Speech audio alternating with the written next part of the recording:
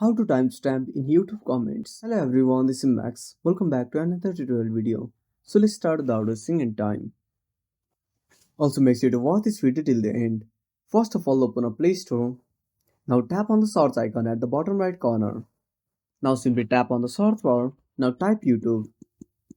Now click on search at the bottom right corner. Now tap on YouTube and make sure to update to the latest version. After updating, simply tap on open. Now open up any video. Now tap on the pause icon. Now simply go to the comments. Now tap on add a comment. Go to the number pad.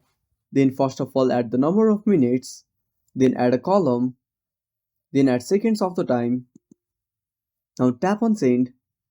Now wait for some time. Now tap on the timestamp. And that's it. Thanks for watching. Make sure to subscribe our channel and hit the bell icon. See you in the next video.